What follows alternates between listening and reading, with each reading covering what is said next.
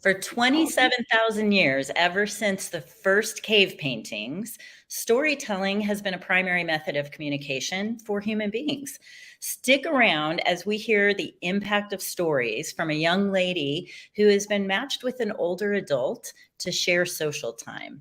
This is the Mavericks of Senior Living video cast, the video version of our podcast. Francis is out enjoying a little bit of vacation time, so you're stuck with me today. We will start with meeting Eric Peterson, and I'm going to add him in here. Oops, I added everybody. You got a sneak peek of who we're going to talk to. So this is Eric Peterson. He is the CEO and founder of Seniors for Seniors. Welcome, Eric. Thanks for joining us. Thank you, Catherine. It's an honor. Excited to have you here. And full disclosure, I am on the advisory board for Seniors for Seniors. It is a nonprofit organization that matches high school seniors with older adults. And the way I met Eric is he was actually one of the care partners for my dad as he was in a senior living community. So I'm always very grateful to Eric for the incredible care that he took of my father. And that's how we met. And Eric shared his idea with me and off he went. So Eric, how long have you been running this? Since, I'll say roughly about since 2020. Since 2020. But, so, we attempted to start as an LLC because I want to get the ball rolling. And the challenges we came across, people may afford this program. So we want to become a nonprofit. So anybody and everybody anywhere can benefit from this program and the services we have to offer. So as a nonprofit, anybody anywhere is able to take advantage of your services, yes? Yes. Yes, excellent. Very exciting. Well, so Eric, how does it work? What's the matchmaking look like? Well, we try to find the people that are interested by any senior adult that's, and not to be a senior, sometimes I think senior means gray, like myself. But if you're retired from yeah. But it's wet right now, so let dry a little more. No, if you're an adult that's retired or maybe possibly be retired earlier than you from medical reasons, like you got a car accident or so forth, or you have a high school youth or maybe an early college student that is wanting to get back to the community or looking for service hours or something to do. What we do, we want to connect with you, and what we do, we have a survey questions we have you fill out. For instance, asking what you enjoy doing. We don't ask you, do you enjoy the outdoors? We want you to tell us what you enjoy from both sides of those age groups. And we also have a safety form they fill out, make sure that everything's in high caliber associations, connections with these two individuals. And then I'll say, here's Kathy. She's in Mavericks of Seniors, Senior Living. And then we have Sue. Okay, Sue's looking to do something in podcasting or media. I think the two would go together. Or maybe common interest, maybe sports, maybe outdoors, maybe reading, maybe the arts. And we put them together on a two-way or three-way phone call, or sometimes a virtual phone call, depending on how people are comfortable doing that. And we match them together, and we let them go take it from there. And they are the real heroes. We pretty much are the facilitators. We try to pull people out together, and the magic happens organically. So you have a very well thought out survey process, and you connect people based on common interests, and then you let them meet via phone. Yes. And they find out if they're a good match, and then they meet in person. Yes? Where possible. It's ideal, yeah. Yeah, last year the COVID restrictions were virtually in a phone call. But yeah. Life was virtual during COVID for all of us. Well, excellent. Thank you for sharing that. Now let's bring on Reagan. And I am thrilled to have Reagan here. Reagan is one of your high schoolers that you've been able to match with someone who is interested. So welcome, Reagan. Thanks for joining us this morning. Hi, thanks for letting me come. I'm so excited. Well, we're really excited to talk to you and hear about your experience. We often hear that intergenerational interaction is so valuable and there's so many Yeah. benefits for it. And we can imagine what those benefits are. But when you hear the story, back to our storytelling, when you hear the stories that come out of it and how it's impacted your life, and maybe you can tell a few stories of how you think it might have impacted the older adult's life that you're working with, that would be Yeah. amazing. So, Reagan, first, let's start with what drew you to volunteer to this opportunity. Well, I've always had a passion for volunteering. I volunteer with animals and children and now like senior citizens and like it's just a passion of mine. I love volunteering and helping other people. And Eric sent out a message within my school. My freshman year is right before COVID, so it was like 2020. And they're like, here's this amazing opportunity. And of course, we need certain hours to graduate, but I already passed those. So I'm like, but this sounded so cool. So I'm like, talk to my parents. I'm like, what do you think? They're like, this is amazing. Let's do it. So I applied for it and it was kind of rough. We went through multiple senior citizens and then we finally found the right match. And then, we talk all the time on the phone and I visit her about once a month. And it's been so fun for us. So the first few times it wasn't a good match for either of you, it Yeah. sounds like. Yeah. And that's part of the process that Eric and his team go through, is making Yeah. sure that you're comfortable, that the older adult is comfortable in the process. So when you met your person now, how did that feel? What was different that you said, oh, this is a great match for me? I don't know, we talked on the phone a little bit and she was just so excited to talk to me and we both were very bubbly and we were just very excited to get to know one another. So I think that was the part where we're like, okay, this is the right match. Because conversation just flowed so easily. Yeah. And we have like similar interests and our lives kind of interconnect sometimes. It's like we both have family in El Paso and we both lived in Colorado Springs. And it's like all these different things that just, was good for us. It just meshed. It gave you something to talk about. But I think I have plenty of people I could talk about things in common, but I don't have that same connection. So there's also that sense of she was excited to talk to you. She wanted to share who she was. She wanted to hear your stories. Yeah. And I wanted to hear her stories and learn more about her. That's great. So were you nervous the first time? I was, yeah. Her location is a little bit of a drive for me. So I was like, I went with my mom the first time because I couldn't legally drive myself when I started. And so I was a little nervous. I've never met this woman. I never been in this area before. But I brought her some hot chocolate, which has turned into a tradition of ours. And then it just went perfectly. And she was finishing up breakfast and then we walked back to her room and we just started chatting. So what a wonderful story you just told our audience that they won't forget. You brought hot chocolate and that's become the tradition. That's been one of the things that you share together. And it made my heart warm to hear that because I think about hot chocolate and I have amazing memories getting hot chocolate with my mom and my grandma. So that's how storytelling works.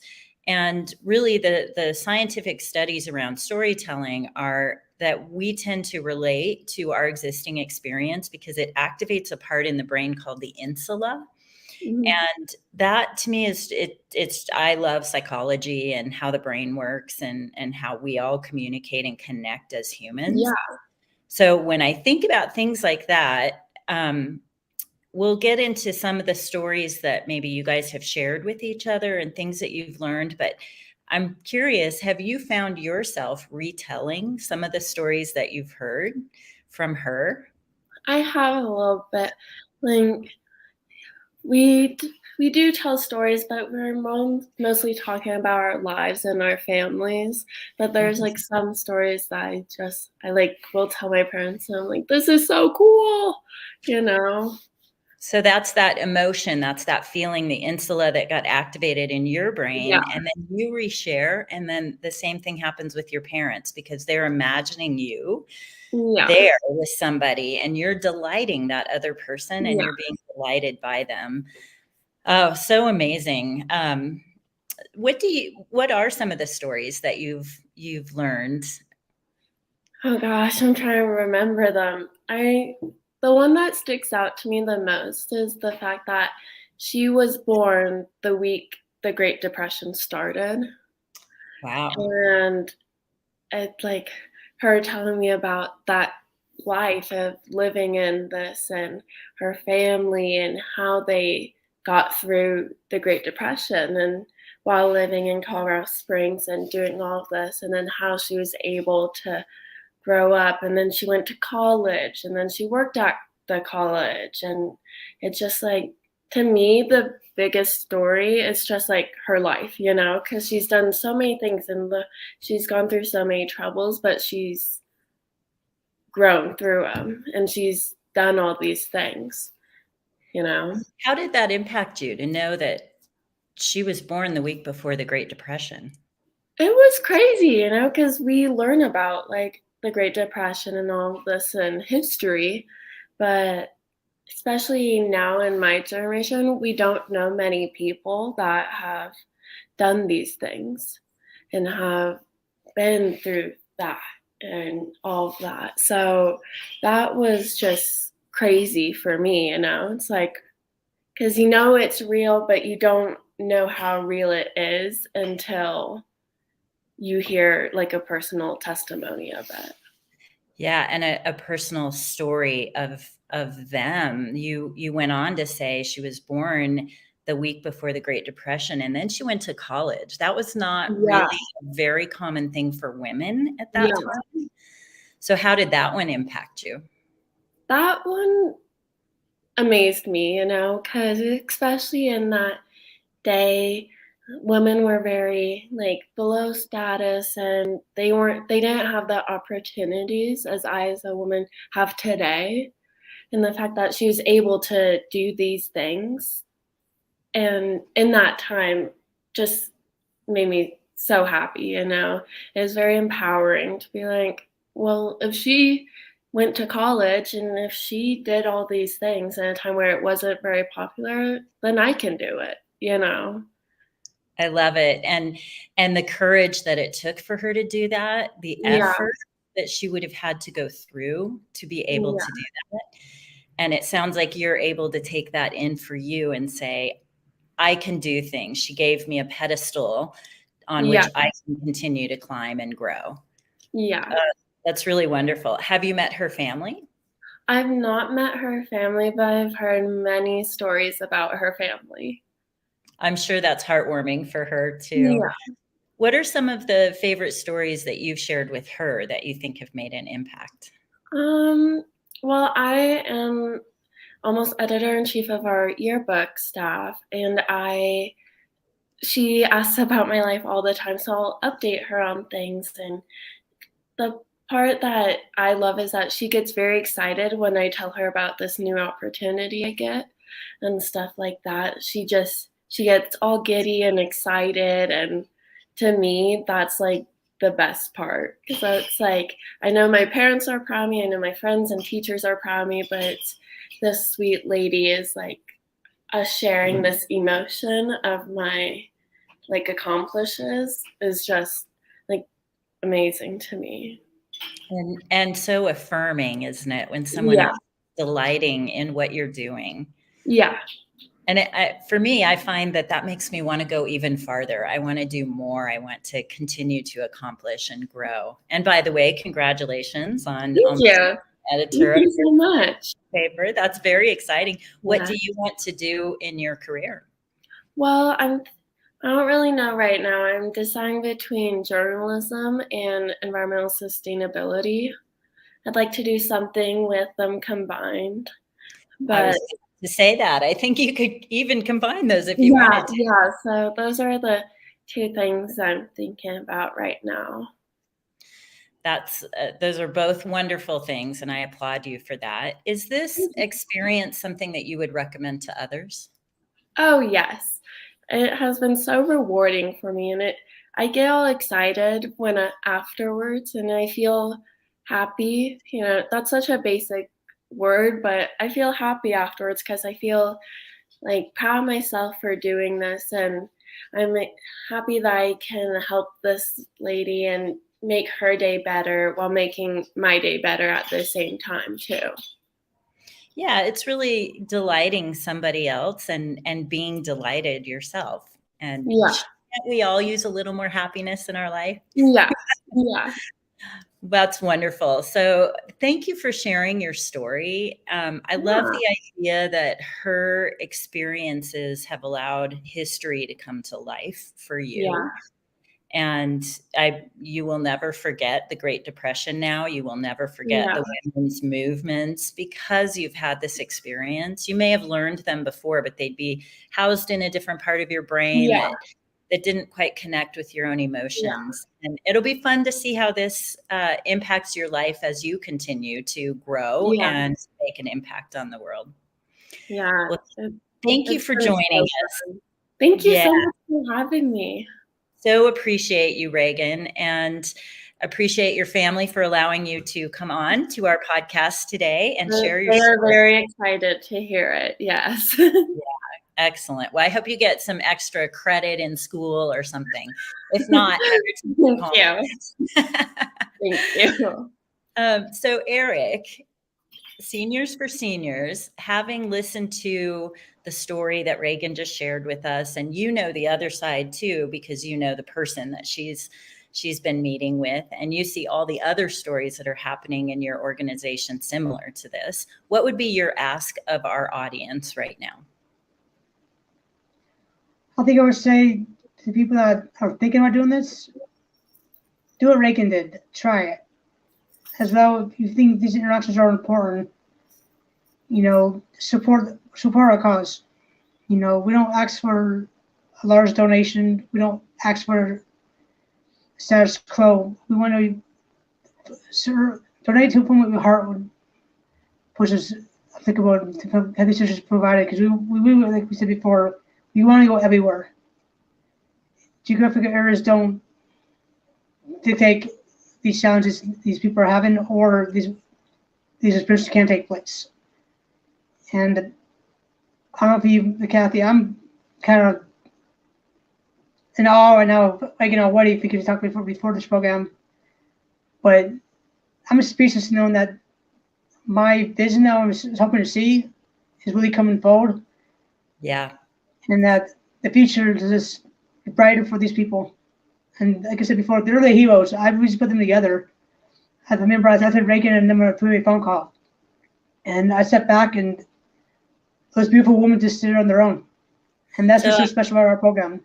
I agree. They are the real heroes. And without the access that you have provided to them, it's the work that you've done to put them together that has allowed them to step into this light and gain so much from it. So don't sell yourself short either.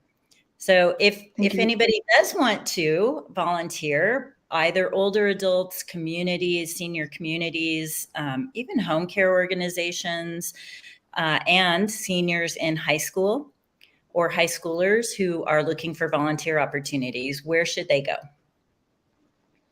I'll say go to seniorsforseniors.org, seniors with the number 4, not the FOR, but as well as look us on LinkedIn. I'm on LinkedIn, and I'm in the blue shirt behind a pine tree.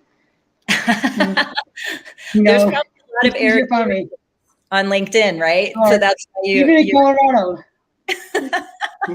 I love it. Well, Eric, it's always a treat to have you on the show. We had Eric on, maybe it's been a year now, I'm not sure, with your daughter, who wrote just a most incredible paper for school about seniors. And Just really the work that you're doing is so important, and we appreciate you being on the show. And once again, Reagan, thank you so much for being here.